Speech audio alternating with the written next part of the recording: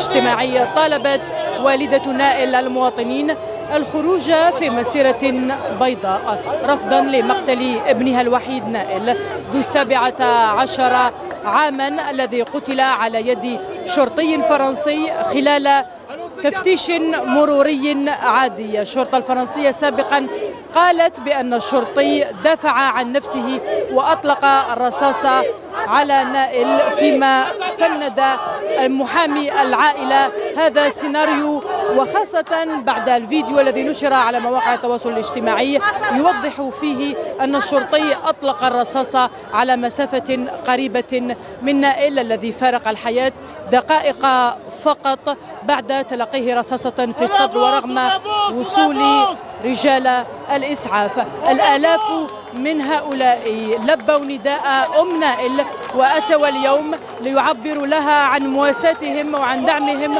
وليرفضوا أيضا عنف الشرطة ضد المواطنين.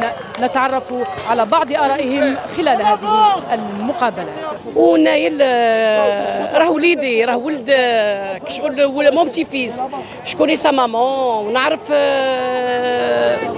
سا مامي، ولد الحومه ولد الكارتي.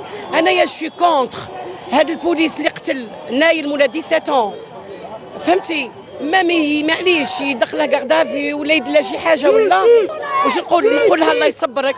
شافتني انا بلوغي في الكاميون، واش نقول لها الله يصبرهم، يصبر ان شاء الله المغرب العربي ويصبر الجزائريين تاعنا، هذا ولدهم راه مهودين ولدهم.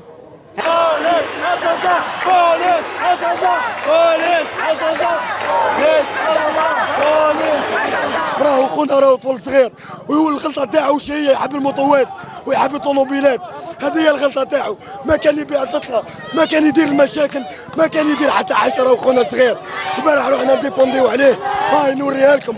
البوليس ينحى لي درابو الجيريان. J'en ai marre qu'on tue les enfants des banlieues, des quartiers pauvres, parce qu'ils sont pas blancs. C'est tout. Qu'on arrête un État raciste et criminel à l'égard de nos enfants. C'est tout. On ne tire pas sur nos enfants comme dans un stand de tir. Ça, c'est du fascisme, du racisme. C'est tout. La France, qu'elle arrête de donner des leçons de droits de l'homme. C'est un pays de droits de l'homme blanc, riche et qui fait des affaires. C'est tout.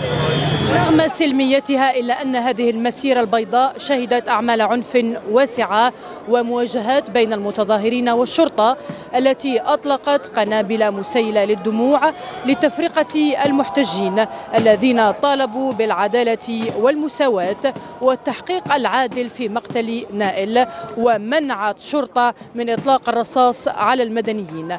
الغضب لم يبقى في نونتير وحدها، بل امتد إلى عدة مدن فرنسية عرفت أعمال شغب عنيفة. بالمقابل تسعى الحكومة الفرنسية لامتصاص الغضب وإيجاد حلول عاجلة خوفا من خروج الأمور عن السيطرة خاصة في الضواحي.